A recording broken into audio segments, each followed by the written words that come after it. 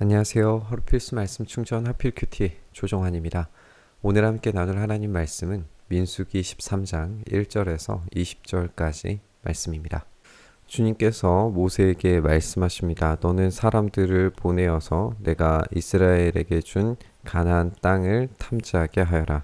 각 조상의 지파 가운데에서 지도자를 한 사람씩 보내라. 이렇게 명령을 하시는 걸 우리가 읽게 됩니다.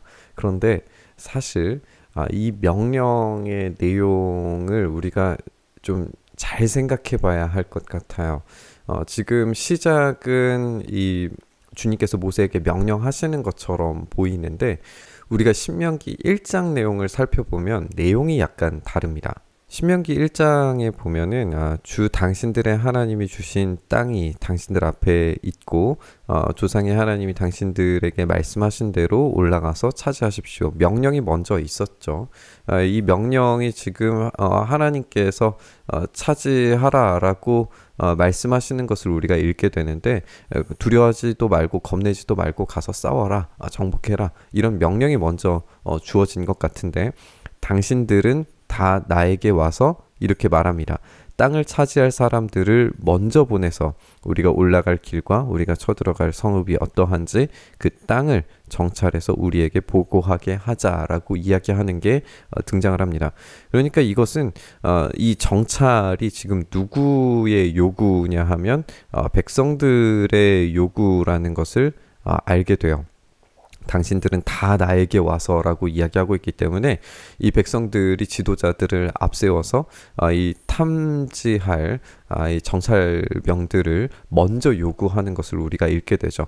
그러니까 이 백성들의 요구는 지금 하나님께서 명령하신 것에서 주저하는 모습이고 오늘 본문에서 등장하는 이 하나님의 명령을 생각을 했을 때 이것은 하나님께서 지금 허락하신 것으로 읽혀집니다. 그런데 우리가 함께 살펴본 것처럼 이전의 본문들에서 살펴본 것처럼 이 하나님의 허락이라고 하는 것이 늘 언제나 긍정적이지는 않았어요.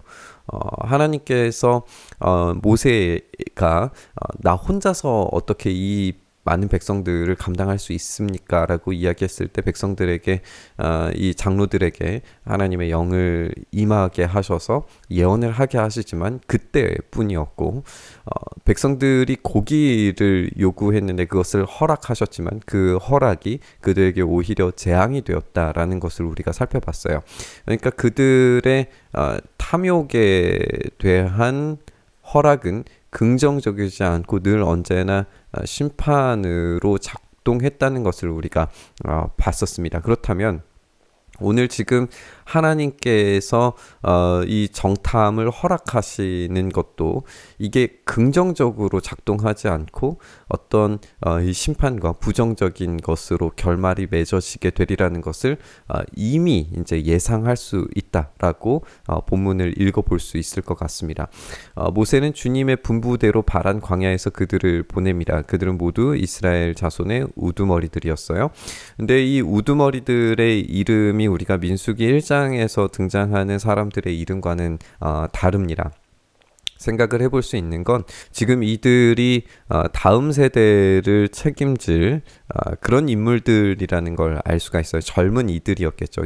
이들이 이제 전쟁을 수행할 믿음으로 그 땅을 차지해야 할 실제적인 전투를 치를 수 있는 사람들이었을 거예요. 그렇기 때문에 1장에서 등장하는 지금 어떤 장로급들의 그런 명단과는 분명히 차이가 있어 보입니다.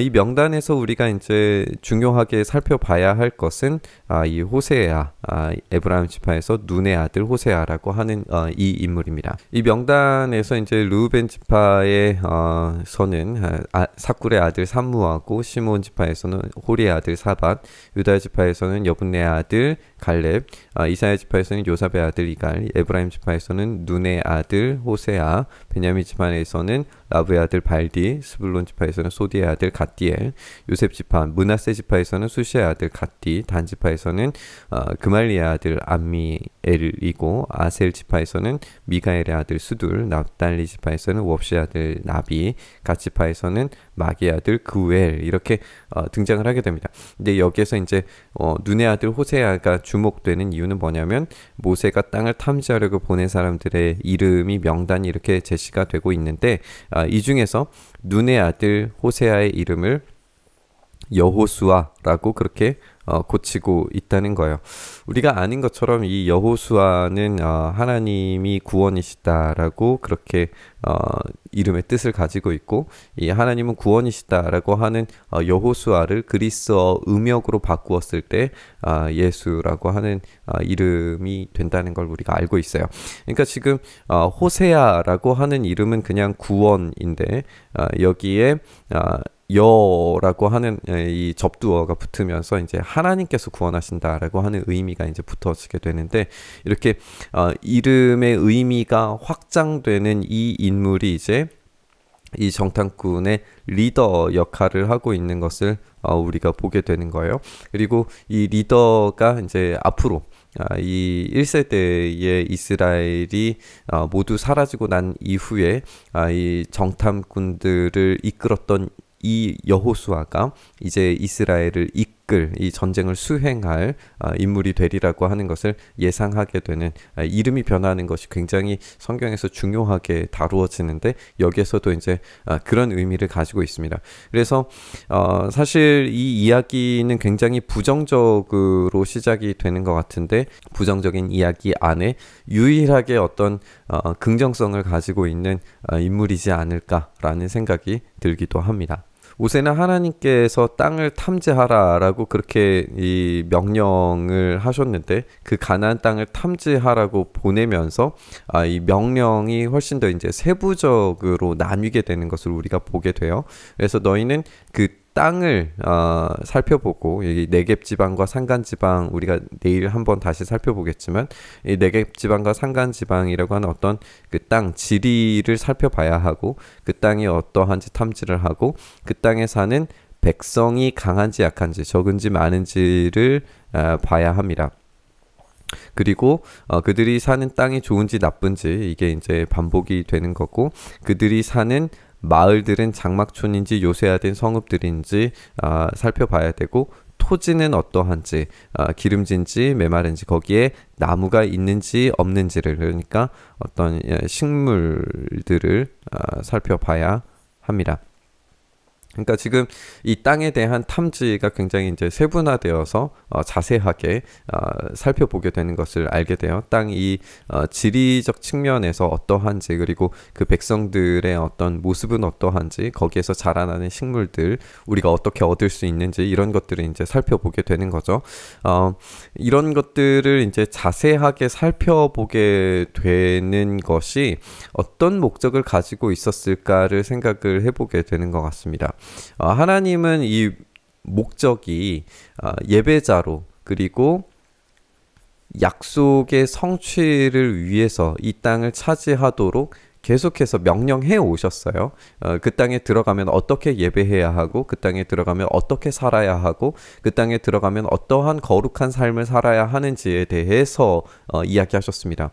근데 그 땅을 차지하는 이유가 그 땅의 어떤 지리와 그 백성과의 어떤 조우함과 그 땅의 어떤 얻어지는 식물들과 이런 것들에 대한 것은 하나님의 그 약속에서는 그리 중요한 요소가 아닌 거예요. 왜냐하면 이것들은 이미 허락된 것이기도 하고, 하나님께서 이미 신실하게 제공하시리라는 것을 이들이 믿음으로 받아들여야 했는데, 그들의 목적 자체는 이 땅이 어떠한지, 전쟁을 어떻게 수행해야 하는지, 그리고 그 백성의 강대함과 또 약함, 뭐 이들의 수가 적고 많은지에 대한 어떤 전략적인 측면들이 분명히 들어가 있는 것이고, 그들이 사는 마을들이 장막촌인지 요새인지 기름진지 메마른지 나무가 있는지 없는지, 이런 식물들이 있는지 없는지는 이제 보급에 대한 내용들이 될 수도 있고, 뭐 이런 것들이잖아요.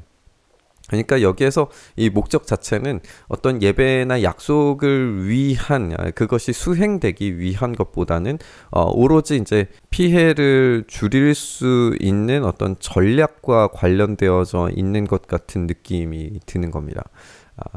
그러니까 모세가 지금 이 명령을 내리고 하나님께서 그 허락하신 명령에 의해서 더 세분화된 그런 명령을 내리고 있는데 이것이 과연 긍정적이냐, 제대로 된 목적에 맞는 이 수행이냐라고 했을 때 우리가 의문점을 갖게 되는 것 같습니다. 어쨌든 그 땅에 과일을 가지고 오라고 명령했을 때에 포도가 처음 익을 무렵이었다라고 하면서 이 지금 시내산에서부터 출발해서 이곳까지 오는 데의 기간이 어느 정도 걸렸는지를 우리가 예상하게 되고, 이제 초여름이나 가을 정도 되었을 테니까 지금 이 땅을 탐지하는 어떤 그 시점을 우리에게 알려주고 있습니다. 우리는 본문을 통해서 다시 한번 하나님께서 우리에게 약속하신 것과 삶으로 살아내야 할 명령을 어떻게 수행하고 있는지 고민해 보게 되는 것 같습니다. 하나님은 우리에게 신실하게 또 선한 것을 제공하시지만 우리는 그것을 누릴 어떤 자격과 마땅한 어떤 책임을 동시에 가졌음에도 불구하고 이득만 취하려고 하지 책임 있는 삶은 거부하려고 하지 않는가 생각해 보게 됩니다. 지금 이스라엘 백성들의 탐지는 결코 좋은 시작이 아니었습니다. 어쩌면 그곳에서부터 예배하고 그곳에서부터 정복이 시작되어야 했는지도 모릅니다. 그들의 주저함이 스스로 재앙에 빠지게 만들 거라는 걸 우리는 알고 있습니다. 오늘 우리도 이 순종하기에 주저하고 있다면 이 순종을 결단했으면 좋겠습니다. 우리의 믿음의 눈이 제대로 띄어 있기를 바란다면 하나님의 명령을 기억하고 순종하는 것부터 시작해야 됩니다. 오늘 그런 삶을 결단하시면서 이들처럼 어떤 피해를 줄이기 위해서 어떤 전략을 짜는 이런 것보다 오늘 하나님의 명령에 아주 단순하게 순종하고 그 믿음에 따라서 살아갈 때 하나님께서 정말 약속하신 좋은 것들을 반드시 신실하게 제공해 주시리라고 하는 그런 믿음을 가지고 오늘 그 순종을 결단하시면서 묵상의 자리로 나아갔으면 좋겠습니다. 주님, 그렇습니다. 우리가 이 순종을 결단하며 이 믿음의 삶을 결단하며 나아가기를 소망합니다. 여전히 우리가 주저하고 하나님께서 허락하신 것이 정말 모든 것을 다 허락하셨다는 것처럼 착각하고 오해하면서 우리의 믿음으로 살아내는 삶을 포기하고 있지는 않는지 우리가 깊이 생각하면서 주님, 우리가 주님께서 명령하신 이 십자가의 길을 온전히 순종으로 따라갈 수 있도록 우리의 삶을, 우리의 마음을, 우리의 생각을, 우리의 지식을 붙드시고 인도하여 주시옵소서. 이렇게 우리의 삶 붙들어 주시길 소망하며 우리 주님 예수님 이름으로 기도드리옵나이다. 아멘.